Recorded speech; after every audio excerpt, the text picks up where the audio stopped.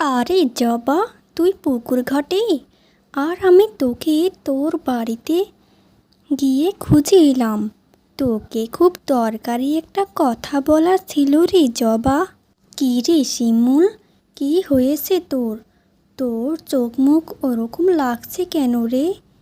তোর কি কোনো সমস্যা হয়েছে? হয়ে থাকলে আমায় বল। কী রে শিমুল, কথা বলছিস না কেন? বল না, আমি তোর একমাত্র বন্ধু। আমায় যদি না বলিস তো কাকে বলবি বল? আর কি হয়েছে জানিস জবা? বাবা আমার বিয়ে ঠিক করেছে। আমি কত করে না করেছিলাম যে আমি পড়াশোনা করব, আমি এখন বিয়ে করতে পারবো না। কিন্তু মা বাবা তো আমার কোনো কথাই শুনছে না রে। বলছে তারা অনেক গরিব, তাই পড়াশোনা এগোতে পারবে না। এখন আমি কি করব জবা? তুই আমায় একটা বুদ্ধি দে। কি বলছিস রে তুই? তোর বিয়ে মানে? সবে তো আমরা নবম শ্রেণীতে উঠলাম। এখনই যদি তোর বিয়ে হয়ে যায় তাহলে আমার কি হবে বল? তুই পড়াশোনাটা চালিয়ে যাচ্ছিলিস বলে বাবাও তো আমাকে পড়াচ্ছিল। এখন আমার কি হবে? আর তুই না বলছিলিস তুই অনেক দূর পর্যন্ত পড়াশোনা করবি?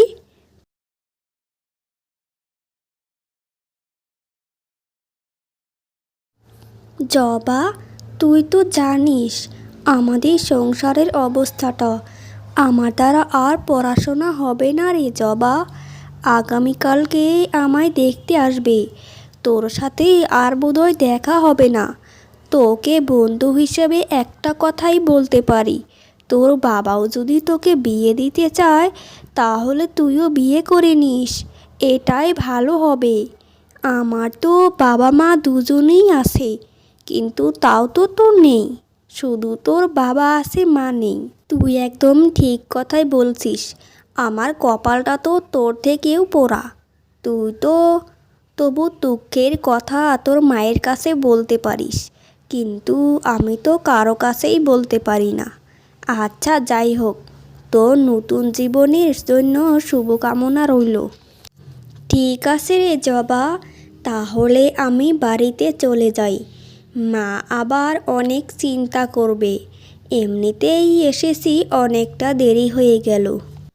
আচ্ছা শোন, বিয়ের পর যদি বাড়িতে আসিস তাহলে কিন্তু আমার সাথে দেখা করিস। তুই আমার সেই ছোট্টকালের বন্ধু, তোকে কোনো দিন ভুলতে পারবো না। চলে যা তুই, আমি এখনই চলে যাব। আচ্ছা ঠিক আছে জবা, আমি তাহলে যাই। আর শোন, একটা কথা বলি, তোর বাবা যা বলে তুই তাই কিন্তু শুনিস, এতেই তোর ভালো হবে। বৌমা, আমার ছোট ছেলেটার জন্য ঘটক মশাইকে বলেছিলাম একটা পাত্রী দেখতে। ঘটক মশাই বলল আমার ছেলেটার সাথে মিলিয়ে একটা পাত্রী দেখেছি, খুবই সুন্দরী। ওই পাত্রীর বাড়িতে তোমাকে আর আমাকে যেতে হবে, ভালো মতো খোঁজ খবর নিতে হবে, বুঝেছো? তাই দুদিন পর তৈরি থেকো, দুজন মিলেই বাড়ি থেকে বের হব। ছেলেটা তো শহরে থাকে, তাই ওকে নিতে পারবো না। ঠিক আছে মা, যাব মানেই 100 বার যাব। এটা কি আর বলতে হয়? আমার দেবরকে বিয়ে করাবো আর পাত্রী দেখতে আমি যাব না? পাত্রীর সাথে দেনা পাওনার কথাটাও তো বলতে হবে নাকি? আপনি তো আর সব কিছু মুখ ফুটে বলতে পারবেন না, আমাকেও তো কিছু বলতে হবে। আমি দুদিন পর তৈরি থাকব। ঠিক আছে বৌমা, আমি জীবনে কিছু পাই বা না পাই, কিন্তু তোমার মতো একটা বৌমা পেয়েছি যার মনের সাথে আমার মনের অনেক মিল। আমি মনে মনে যা ভাবি সেটা তুমিও ভাবো, এটাই সব থেকে ভালো লাগে আমার। না মিল হলে কি আর সংসারে টিকা যায় মা বলুন? মনের মিলেই সব থেকে বড় মিল। কিন্তু দেখুন মা, আমাদের মধ্যেও এত মিল থাকা সত্ত্বেও আপনার বড় ছেলে আমাকে দু চোখেই সহ্য করতে পারে না। ওর সাথে কথা আছে, ও কাকে সহ্য করতে পারে না সেটা ওর ব্যাপার। তোমাকে আমার বড্ড পছন্দ, তুমি আমার কাছেই থাকবে সারা জীবন। ওরা হচ্ছে সত্যবাদী, ওদের সাথে কথায় কাজে কোনোটাই পারবে না তুমি। তা তো ঠিকই, কিন্তু মা আপনার ছোট ছেলেও তো বড় ছেলের মতো। আমরা যেটা করতে যাচ্ছি এটা যদি আপনার ছোট ছেলে জানতে পারে তাহলে কিন্তু একটা তুলকালাম কাণ্ড বাঁধিয়ে ফেলবে। সাবধানে কাজ করতে হবে আমাদের।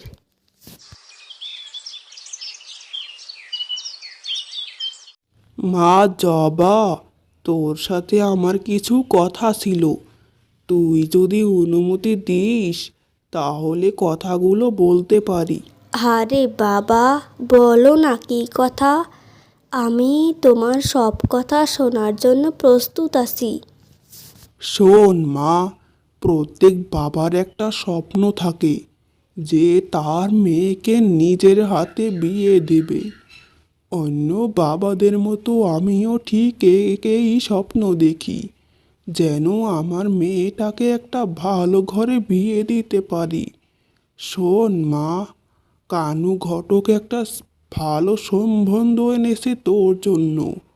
ছেলে শহরে থাকে, খুব ভালো পরিবারের। তুই যদি সম্মতি দিস তাহলে আমি কথাটা এগোতে পারি। তবে একটা কথা আগেই বলি, তুই যদি বিয়েটা করিস তাহলে আমি সব থেকে বেশি খুশি হব। কি বলছো এসব তুমি বাবা?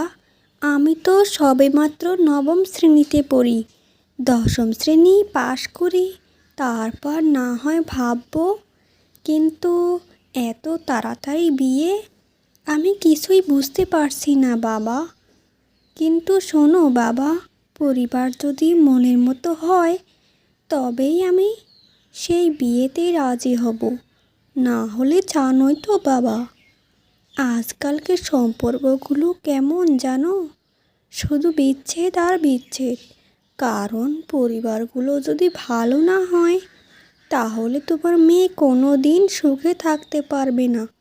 সে ঠিক আছে মা, তবে একটা কথা তোকে বলে রাখি অগ্রিম, পাত্রপক্ষ তোকে দুদিন পর দেখতে আসবে।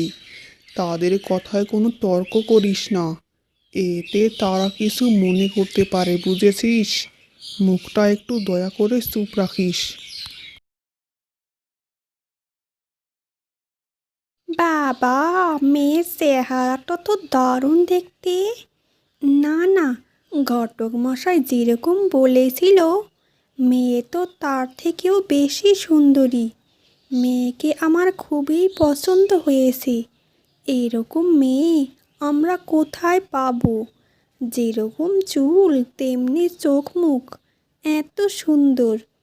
তা মশাই, আপনার মেয়েকে তো আমাদের খুবই পছন্দ হয়েছে। আপনি তো সব কিছুই জানেন ছেলের সম্পর্কে। আমাদের দেবর অনেক ধনী, সে বড় একটা চাকরি করে শহরে। আপনার মেয়েকে খুব সুখেই রাখবে। আমার ছেলেটা লাখে একটা, শহরে চাকরির সৌভাগ্যে ছুটি পাইনি বলে আসতে পারিনি।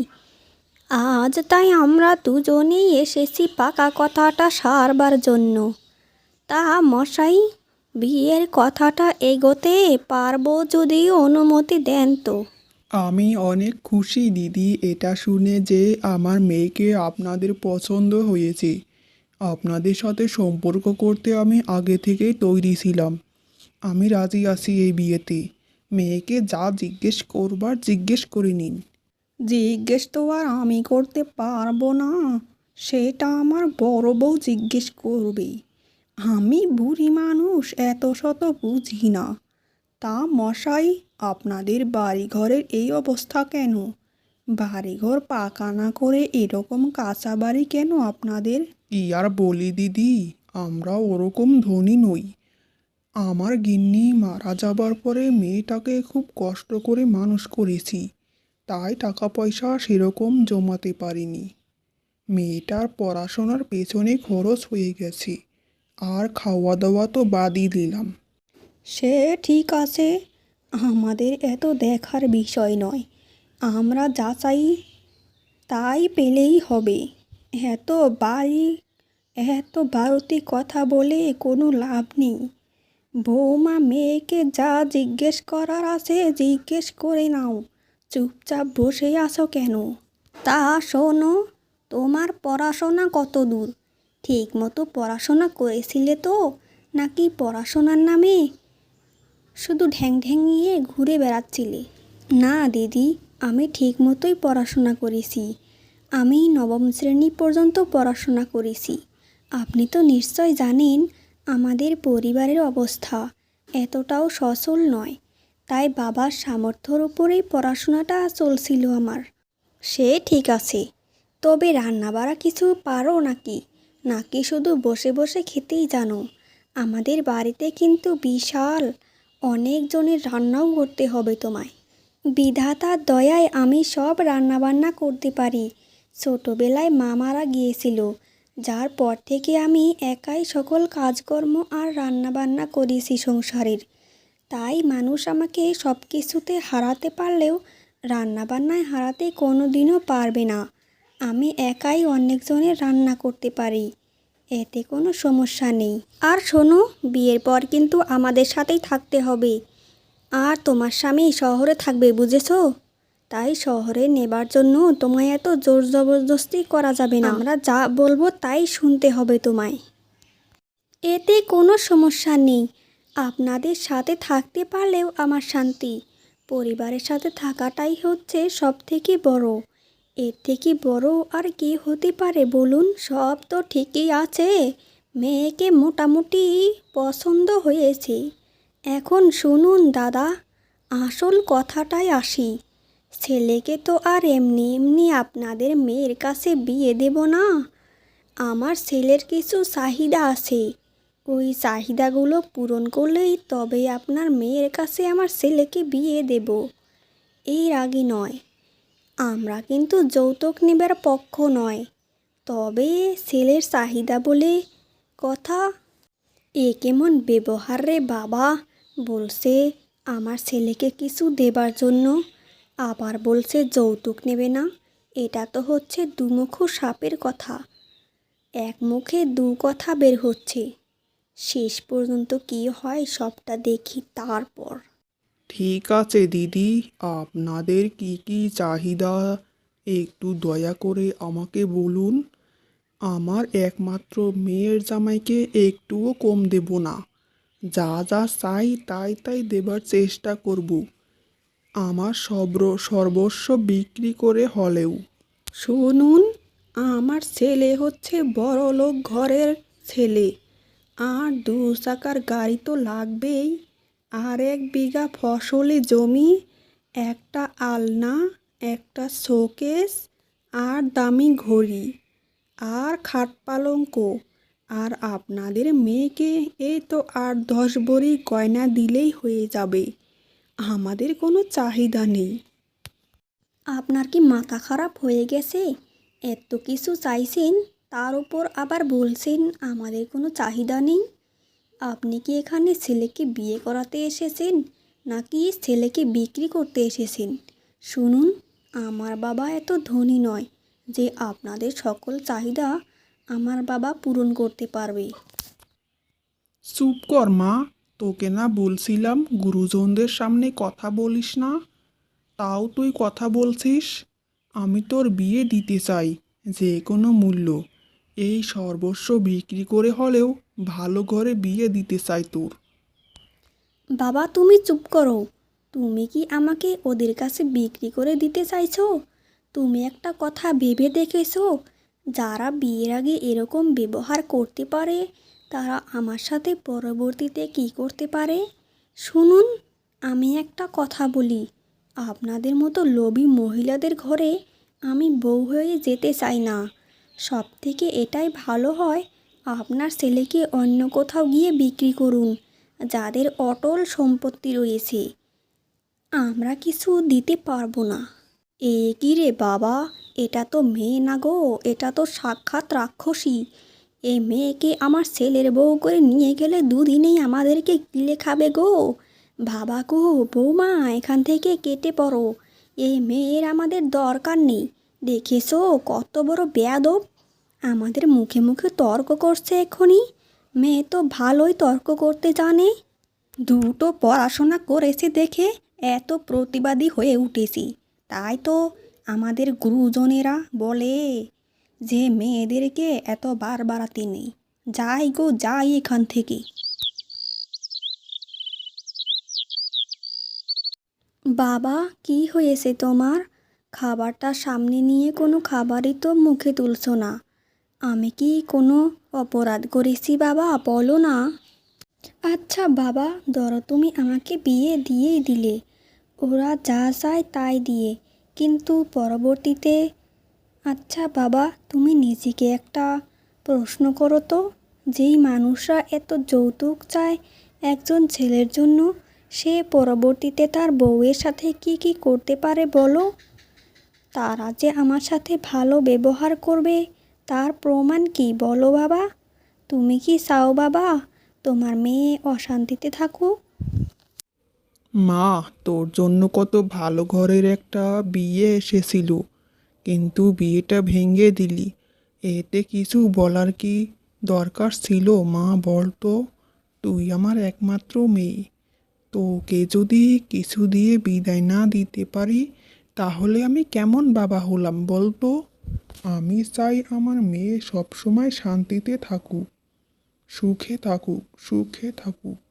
ঠিক আছে মা, এই বিষয়ে আমি আর তোর সাথে কোনো দিনও কথা বলবো না। তুই যা ভালো মনে করবি তাই হবে, কারণ সংসারটা তো তুই করবি মা। তুমি আমায় সত্যিই অনেক ভালোবাসো বাবা, যার জন্য তোমাকে আমি এত ভালোবাসি। তুমি আমাকে কত বোঝো বাবা, তুমি এই পৃথিবীর সব থেকে ভালো বাবা। আচ্ছা বাবা, বিয়ে কি সব? আমি চাই সারা জীবন তোমার সাথে থাকতে। আমি পড়াশোনা করে চাকরি করে তোমার সাথে সারাটা জীবন থাকবো বাবা। আমি কারো বাড়িতে যেতে পারবো না, তোমাকে ছাড়া আমি কোথাও থাকতে পারবো না বাবা।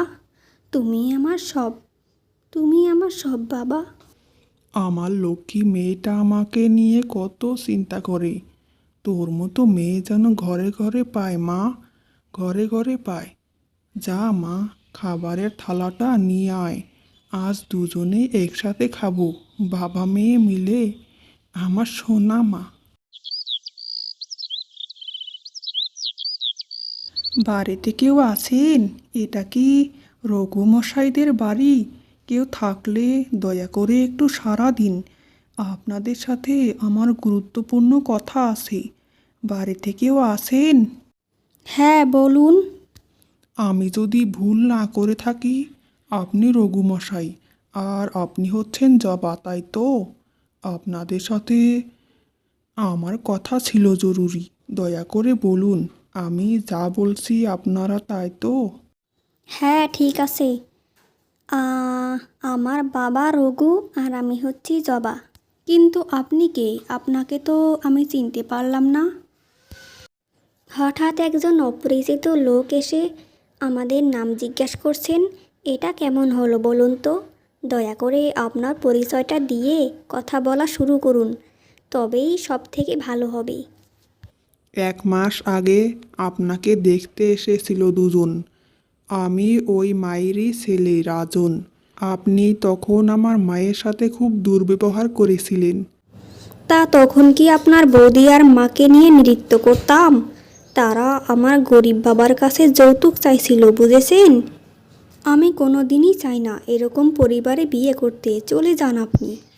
জানেন বাবা, জানেন জবা, আমি সব সময় চাইতাম তোমার মতো এরকম একটা মেয়েকে বিয়ে করে বিয়ে করতে, যে অনেক আধুনিক আর মনের দিক থেকে অনেক ভালো মেয়ে হবে, যে যৌতুক প্রথার বিরোধী থাকবে। কি বলছো তুমি বাবা? তোমার কথা আমি কিছুই বুঝতে পারছি না। দয়া করে যদি একটু বুঝিয়ে বলতে তাহলে বড্ড ভালো হতো। আর তুমি যে এখানে এসেছো সেটা কি তোমার মা জানে? বলো বাবা। না বাবা, আমার মা জানে না।